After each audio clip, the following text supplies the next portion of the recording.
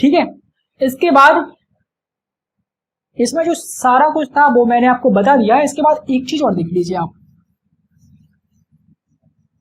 पियाजे की जो चारों अवस्थाएं थी वो होती हैं आपकी यहाँ पे खत्म। इसके बाद देखिए कुछ फैक्टर, 4 फैक्टर दिए हैं उन्होंने, पियाजे ने 4 फैक्टर अर्थात कारक।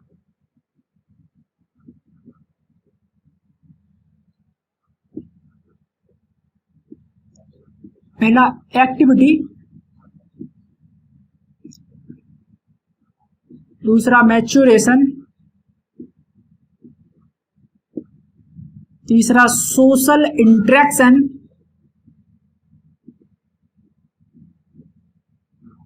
ध्यान रखना अभी हिंदी में बता रहा हूं आपको, डरना मत इंग्लिश से। सोशल इंटरेक्शन, चौथा है आपका इक्विलिब्रियम। ना बोर्ड पे इंग्लिश दिख जाती है तो डर सा लगने लगता है। सही है सही है, हिंदी लिख रहा हूं, आपका डर खत्म करूंगा मैं। एक्टिविटी मतलब खोजबीन करना, मैच्योरेशन अर्थात परिपक्वता, ठीक है हिंदी हो सब। सोशल इंटरेक्शन मतलब समाज से जुड़ाव। इक्विलिब्रियम अर्थात संतुलन। अब हो इतनी अच्छी हिंदी देख के खुश, ठीक है तुम खुश रहो। देखिए पियाजे ने 4 फैक्टर बताए हैं जो संज्ञान को आपके प्रभावित करेंगे। सबसे पहला पियाजे ने बताया है कि बच्चे जो होते हैं, बच्चों के बारे में बातें बताई गई है, पहला, दूसरा, तीसरा और ये चौथा। 4 फैक्टर हैं, 4 कारक हैं जो बच्चों को किस तरह प्रभावित करते हैं। पहला पियाजे ने बताया एक्टिविटी अर्थात खोजबीन, अर्थात इसका मतलब यह है कि पियाजे ने कहा है कि बच्चे जो होते हैं सक्रिय ज्ञान के निर्माता है, वो चीजें खोजते हैं, वो चीजों को खुद से सीखते हैं। तो आपको याद ये रखना है कि जो पियाजे ने कहा है कि बच्चे एक्टिविटी में खुद से इन्वॉल्व होंगे, बच्चे खुद से चीजों को सीखेंगे, खोजबीन करेंगे, सक्रिय निर्माता है। वो चीजों को आप उन्हें कोई घड़ी दिखाई देगी, घड़ी को वो तोड़ देंगे, घड़ी उन्हें दिखाई दी, घड़ी को वो तोड़ देंगे, इसके अंदर के पार्ट्स को निकालेंगे, वो देखेंगे इसमें सेल्स कहाँ पे है, उसमें सुई कहाँ पे है, इसमें कब, फिर भैया घड़ी को चाहे 3000 की 4000 की, उन्हें उससे कुछ मतलब नहीं है। फिर भले बाद में आप उनकी मार दे दो, चाहे दे दो कुछ, लेकिन वो उस बार पहली बार में घड़ी को जैसे ली उन्हें तोड़ के धर देंगे उसे, ठीक है। तो बच्चे एक्टिविटी करेंगे, खुद से खोजबीन करेंगे। दूसरे जब आप लोग चीजें उन्हें नहीं समझाएंगे तो वो खुद से करेंगे चीजें खोजबीन। तो ये है खोजबीन, ठीक है। जब आपको कहीं पे दिख जाए कि एक्टिविटी या खोजबीन से रिलेटेड कोई वर्ड दिख जाए, वो पियाजे वाला ऑप्शन में सही होगा। दूसरा कारक मैच्योरेशन अर्थात परिपक्वता। पियाजे ने बताया है जो परिपक्वता होती है, जो मैच्योरेशन होती है, वो आती है आनुवांशिकता से। याद रखना, मैच्योरेशन या जो परिपक्वता आती है वो आती है आपकी आनुवांशिकता से, अर्थात हेरिडिटी से, अर्थात जो माता पिता के द्वारा, जब आप उनके माता के गर्भ में थे, जो आपको माता पिता के द्वारा गुणसूत्र एक पीढ़ी से दूसरी पीढ़ी में अर्थात आपको दिए गए, उनकी वजह से जैसे आपके माता पिता थे, जैसे उनमें बुद्धि थी, जैसे उनका शारीरिक स्ट्रक्चर था, वैसे आप में आएंगी, उसी के अकॉर्डिंग आपकी आएगी परिपक्वता अर्थात मैच्योरिटी, ठीक है। और पियाजे ने यह कहा कि जो मैच्योरिटी होती है या जो परिपक्वता होती है वो पूरी तरह से निर्भर है आपकी आनुवांशिकता पर, अर्थात आपके माता पिता जैसे थे, अर्थात आपके माता पिता का शारीरिक गठन जैसे होगा, वैसे आप में परिपक्वता और मैच्योरिटी आएगी। और जो मैच्योरिटी होती है एक जैसे जैसे टाइम होगा वैसे वैसे आप में आती जाएगी, ठीक है। आनुवांशिकता पर निर्भर होती है। जैसे हम कहते हैं ना कि यार तुम भैया 25 साल के हो गए लेकिन मैच्योरिटी नाम की तुम्हारे अंदर नहीं आई ये चीज, ठीक है। तो जो मैच्योरिटी नाम की चीज नहीं आई है, पता है क्यों नहीं आई है? वो मैच्योरिटी आती है आनुवांशिकता से, अर्थात अपने पेरेंट्स से, अपने जीन्स से, अपने पेरेंट्स के जीन से आती है। तो मैच्योरिटी जिस बंदे में नहीं आनी है उस बंदे में नहीं आ पाएगी, चाहे वो हो जाए भैया 40 साल का, चाहे हो जाए 50 साल का, ठीक है। जो मैच्योरिटी आनी है वो आती है आपकी आनुवांशिकता से, पूरी तरह से आनुवांशिकता पर निर्भर रहती है। इसके बाद देखिए सोशल इंटरेक्शन अर्थात समाज से जुड़ाव। पियाजे ने जो चौथा फैक्टर है सोशल इंटरेक्शन अर्थात समाज से जुड़ाव, इसको नकारा है। अतः इस पर सबसे कम विचार किया है, इस पर उन्होंने नकारा है ऐसे। अर्थात उन्होंने कहा है कि जो बच्चे होते हैं वो अपनी समाज से नहीं सीखते हैं, अर्थात अपने वातावरण से नहीं सीखते हैं। बच्चे खुद सक्रिय ज्ञान के निर्माता है, वो चीजों को खुद से सीखते हैं, उन्हें किसी की जरूरत नहीं है।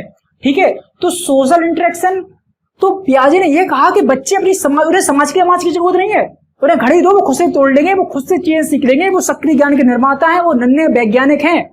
ठीक है, पियाजे ने नहीं कहा कि बच्चों को ज्ञान में वृद्धि के लिए समाज की जरूरत है, कि जब तक उन्हें समाज नहीं मिल पाए, जब तक वो चीजों को नहीं सीख पाएंगे, ऐसा पियाजे ने कुछ नहीं कहा। तो अगर आपसे पूछा जाए क्वेश्चन में कि निम्नलिखित में से वो कौन सा विकल्प है जिसकी व्याख्या पियाजे ने सबसे कम की है, या वो कौन सा कारक है जिसकी व्याख्या पियाजे सबसे कम करते हैं, आपको 4 ऑप्शन दिए होंगे, खोजबीन, परिपक्वता, समाज से जुड़ाव या संतुलन, कोई भी दिया हो। जहां आपको समाज दिख जाए वो वाला ऑप्शन कर देना है आपको टिक। अर्थात पियाजे कभी समाज से जुड़े, समाज की बात नहीं करते हैं कि बच्चा समाज से सीखेगा। ठीक है, इसके बाद चौथा नंबर है इक्विलिब्रियम, अर्थात संतुलन।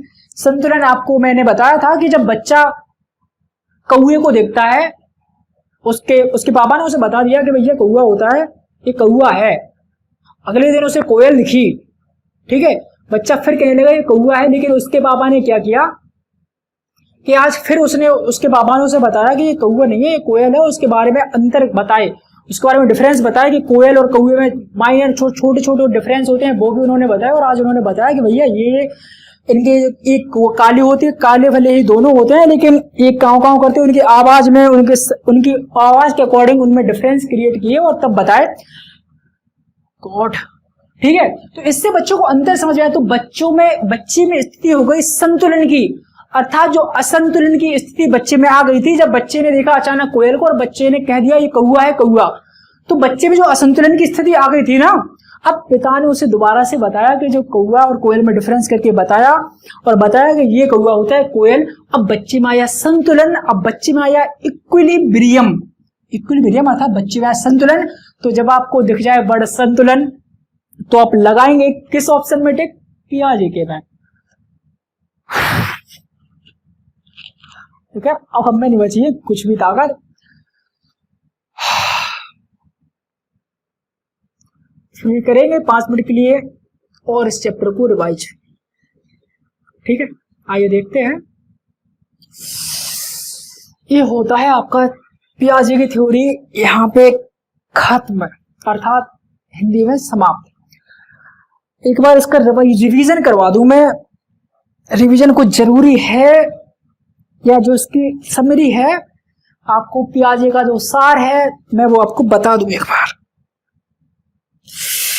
तो जान ले ली भैया पियाजे ने हमारी।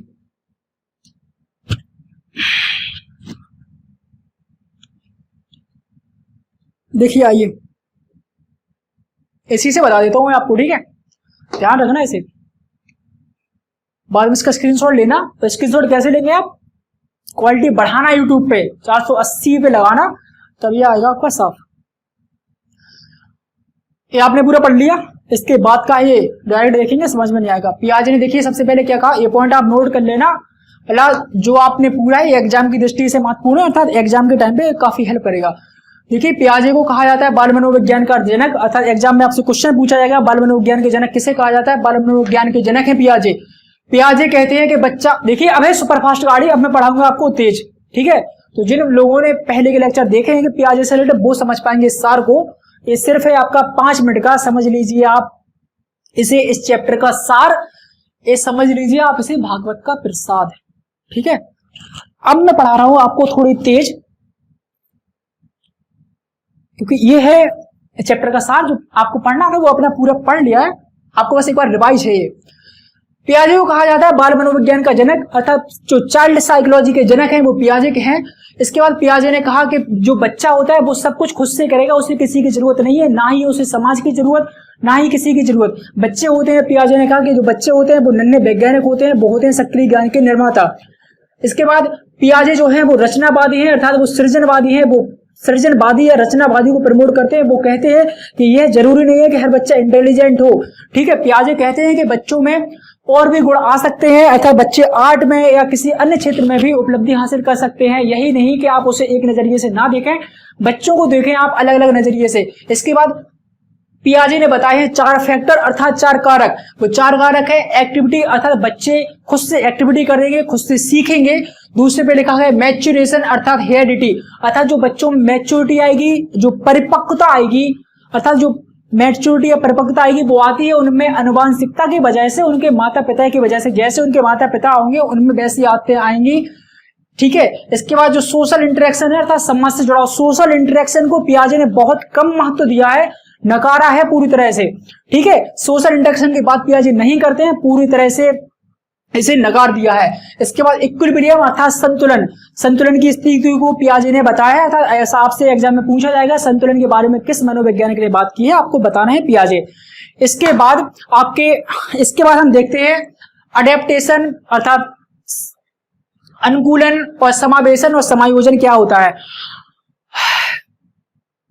जब हम सबसे पहले सीधी बात, एक वर्ड है स्कीमा, आपके सेमेस्टर में भी कई बार पूछा जाएगा। स्कीमा क्या होता है, आपके दिमाग में या आपका जो मेमोरी होता है, आपका संज्ञान होता है, उसमें जो सूचनाएं जहां पे संरक्षित होती हैं उसे कहते हैं स्कीमा, ठीक है। तो जब सबसे पहले जो पहली बार कोई नई चीज बताई जाती है उसे कहा जाता है, जो पहली बार कोई चीज बताई जाती है उसे कहा जाता है आपके आत्मसातीकरण। अर्थात मैंने आपको कोई चीज पता नहीं है और मैंने आपको पहली बार कोई चीज बताई, जैसे बच्चे को पता नहीं है कौवा कौन सी चीज होती है, मैंने बताया कि ये चीज होती है, उसे पहली बार आभास हुआ। जैसे बच्चा सबसे पहले खाना नहीं सीख पाता है, उसकी माँ ने सबसे पहले उसे बताया कि खाना ऐसे खाया जाता है। तो जब बच्चे में जो नई चीजें जब पहली बार उसके दिमाग में पहली बार उसे कोई चीज सिखाई जाती है तो वो होती है आत्मसातीकरण या समावेशन।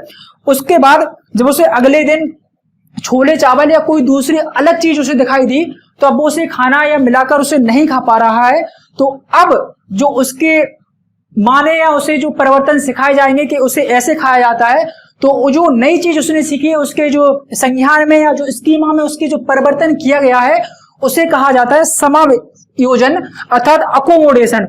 ये जो पूरी प्रक्रिया होती है उसे कहा जाता है अनुकूलन।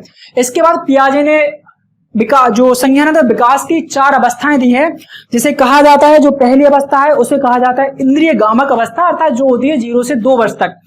पियाजे की जो दूसरी अवस्था है उसे कहा जाता है मूर्त पियाजे की दूसरी अवस्था है उसे कहा जाता है पूर्व संक्रियात्मक अर्थात प्री ऑपरेशनल पीरियड, जो होती है 2 से 6 वर्ष तक की। इसके बाद पियाजे ने जो तीसरी अवस्था दी है उसे कहा जाता है मूर्त संक्रियात्मक अर्थात कंक्रीट ऑपरेशनल स्टेट, जो होती है 7 से 11 वर्ष तक की। इसके बाद जो पियाजे ने चौथी अवस्था दी है उसे कहा जाता है फॉर्मल ऑपरेशन स्टेज, जो होती है 11 वर्ष के बाद का जब बच्चा हो जाता है उसके बाद की जो स्टेज होती है उसे कहा जाता है अमूर्त संक्रियात्मक अवस्था अर्थात फॉर्मल स्टेज, ठीक है। इसके बाद हमें कुछ गुण देखने हैं, जो पहली इसके जो अर्थात जो विशेषताएं हैं पियाजे की चारों अवस्थाओं की, उनके बारे में हम एक बार देख लेते हैं। पियाजे की जो पहली अवस्था थी अर्थात इंद्रिय गामक अवस्था, इंद्रिय गामक अवस्था में पियाजे ने बताया कि बच्चा जो भी काम करेगा अपनी इंद्रियों से करेगा। बच्चा जो भी चीजें सीखेगा अपने आसपास की जो इंद्रियों से बच्चा चलना सीखेगा, दौड़ना सीखेगा, जो भी सीखेगा, चीजों को काटना, मुंह से चूसना, सब चीजें सीखेगा अपनी इंद्रियों का प्रयोग करके। बच्चों में वस्तु स्थायित्व का गुण आ जाता है, अर्थात बच्चे वस्तुओं को सीखने लगते हैं, अर्थात कि उनके सामने आप कोई खिलौना रखेंगे तो वो चीजें सीखेंगे कि इसके होने से उन्हें चुप होना है और इसके जाने से उसे रोना है। जब कोई पर्सन उनके सामने आएगा तो बच्चे वो हंस सकते हैं और वो रो सकते हैं उसके जाने से, ठीक है। ये वस्तु स्थायित्व का गुण बच्चों में आ जाता है। इसके बाद बच्चे अनुकरण करते हैं, बच्चे नकल करना सीख जाते हैं जब उनके होते हैं पहली अवस्था में अर्थात इंद्रिय गामक अवस्था में, ठीक है। इसके बाद जो आपको दूसरी अवस्था पियाजे ने बताई थी पूर्व संक्रियात्मक अवस्था, अर्थात पूर्व संक्रियात्मक अवस्था में बच्चों के अंदर आ जाएगा अहम केंद्रता का गुण। अहम केंद्रता का गुण बच्चे समझते हैं जैसा मैं सोचता हूं वैसे ही सब सोचते हैं। दूसरा आएगा उनके अंदर जीववाद का गुण, अर्थात जीववाद का गुण कैसा कि बच्चे सोचते हैं सजीव और निर्जीव सारी चीजें एक जैसी चीजें होती हैं, वो सजीव और निर्जीव को अलग अलग नहीं समझेंगे, वो चीजें समझेंगे। जैसे जब बच्चे को चोट लग जाएगी तो अगर किसी टेबल से इस बोर्ड से मान लीजिए बच्चों को चोट लग गई, ठीक है, बच्चा रो रहा, बच्चा आपको जैसे दिखा और बच्चा रो रहा, अभी शांत नहीं हुआ, आप जैसे अगर इस बोर्ड को मारने लगेंगे तो बच्चा सोचेगा अब इस बोर्ड को मार दिया मैंने, उस तकलीफ इस बोर्ड को भी तकलीफ होगी, तो बच्चा शांत हो जाएगा। अर्थात बच्चा सजीव और निर्जीव में अंतर नहीं कर पा रहा है, सजीव और निर्जीव को वो एक समझता है, इसे कहा जाता है जीववाद का गुण। ठीक है, इसके बाद इस अवस्था में जब बच्चे होते हैं, पियाजे की दूसरी अवस्था अर्थात पूर्व संक्रियात्मक अवस्था में बच्चे करते हैं अतार्किक चिंतन की बातें। अर्थात वो समझते हैं जो दूध आता है वो डायरेक्ट शॉप से आता है, उन्हें नहीं पता है जो गाय या भैंस से आता है। इससे कहा था इलॉजिकल रीजनिंग लगाएंगे, अतार्किक चिंतन करेंगे। इसके बाद बच्चों में पलटावी का गुण अभी विकसित नहीं हुआ है, अर्थात बच्चों में भी अपलटावी का गुण है, वो चीजों को अलग अलग नजरिए से नहीं देखते हैं, वो चीजों को सिर्फ देखते हैं एक ही नजरिए से। इसके बाद पियाजे की तीसरी अवस्था आती है जिसे कहते हैं पूर्व मूर्त संक्रियात्मक, अर्थात जो आती है 7 से 11 वर्ष तक। इसमें बच्चों में आएगा विकेंद्रीकरण का गुण, बच्चे सीखेंगे गणित से संबंधित चीजें। ठीक है, बच्चे चीजें सीखेंगे, जोड़ घटाव गुणा भाग, बच्चे सीखेंगे एक चीज को अलग अलग नजरियों से देखना। बच्चे हर चीज को उसकी लंबाई से, चौड़ाई से, उसकी ऊंचाई से, उसकी मोटाई से, हर चीज से नापेंगे। अब वो समझने लगेंगे कि जब आप गिलास में पानी भर देंगे और एक बोतल में पानी भर देंगे तो उनमें कोई अंतर नहीं होता है। अगर उनकी चौड़ाई में वो चीजें देखेंगे, उनकी चौड़ाई से, उनकी लंबाई से, उनकी ऊंचाई से। ठीक है, इसके बाद बच्चे ये सब चीजें सीख गए हैं, बच्चे जोड़ घटाव गुणा भाग ये सब चीजें सीख जाएंगे इसके अवस्था में। इसके बाद जो पियाजे की चौथी अवस्था होती है वो है अमूर्त संक्रियात्मक अवस्था, अर्थात जिसे कहते हैं फॉर्मल ऑपरेशन, जो होती है 11 वर्ष के बाद की अवस्था। इसको पियाजे ने बताया कि बच्चे वैज्ञानिक परिकल्पनाएं करने लगेंगे, बच्चे बड़ी बड़ी चीजें सीखने लगेंगे। ठीक है, अर्थात बच्चे जो है, जैसे कोई बच्चा है, जैसे वो अभी ये चीज सीखता है। ठीक है, जैसे मैंने आपको ये बनाया यहाँ पे, जैसे कोई बालक है पियाजे की चौथी अवस्था में अर्थात अमूर्त संक्रियात्मक अवस्था में। तो जो बालक जब था तीसरी अवस्था में तो वो केवल जोड़ घटाव गुणा भाग ये चीजें जानता था, या छोटे मोटे ज्यादा है तो जैसे मैंने पूछा उससे a ग्रेटर देन b या a स्मॉलर देन b, मैंने पूछा उससे बताइए कि इन दोनों में क्या कौन छोटा है या कौन बड़ा है, तो उनने आराम से बता दिया। लेकिन जब पियाजे की जब 4th स्टेज में बच्चा आ जाएगा तो वो एजे टाइप की क्वेश्चन भी आराम से सॉल्व करने लगेगा। जैसे मैंने यहाँ पे लिखा a ग्रेटर देन b और यहाँ पे लिखा b ग्रेटर देन c या b smaller than c, b greater than c, a greater than b। अब मैं बच्चे से पूछूंगा कि a और c में, a एंड c में संबंध बताओ। ठीक है, या ए सी में संबंध बताओ, ए सी में कौन सा संबंध है। देखो ये थोड़ा कठिन टाइप का क्वेश्चन हो गया, और ये जब ये कठिन टाइप का क्वेश्चन होगा, ये क्वेश्चन समझेंगे बच्चे पियाजे की चौथी अवस्था में जब आएंगे तब बच्चे ये क्वेश्चन लगा पाएंगे, क्योंकि ये जो क्वेश्चन है वो है पियाजे की एक ऊंची वाली अवस्था में जब पियाजे पहुंच जाएंगे तब समझा पाए, तब वो वाला बच्चा कर पाएगा ये क्वेश्चन सॉल्व। देखो जब बच्चा तीसरी अवस्था में होगा ना पियाजे के, तब ये छोटे मोटे क्वेश्चन सॉल्व कर लेगा।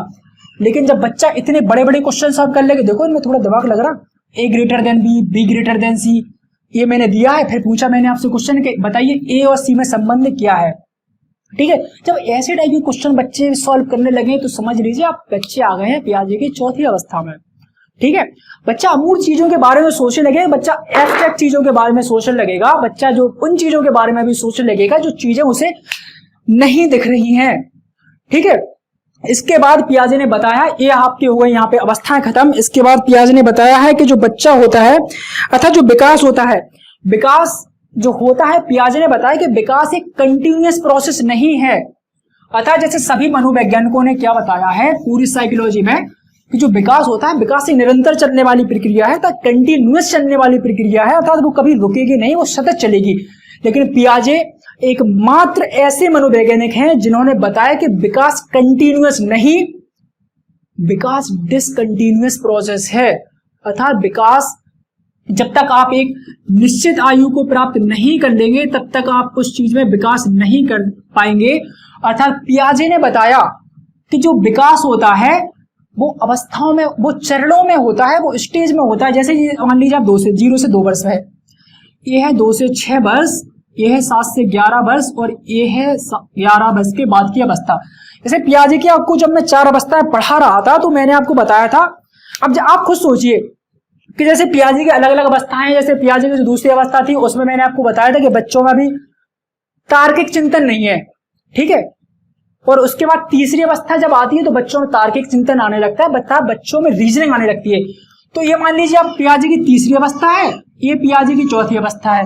तो आप ये बताइए कि जो तीसरी अवस्था है बच्चे चीजें जब तक वो चौथी अवस्था में अर्थात 11 से 11 एज के नहीं हो जाएंगे तब तक क्या आपको वे चीजें आप सिखा पाएंगे जो उन्हें जो 11 चीज जो जब वो बच्चा 11 का होगा क्या आप वो चीजें उसे 2 वर्ष में सिखा पाएंगे जब वो 2 वर्ष का होगा या 6 वर्ष का होगा?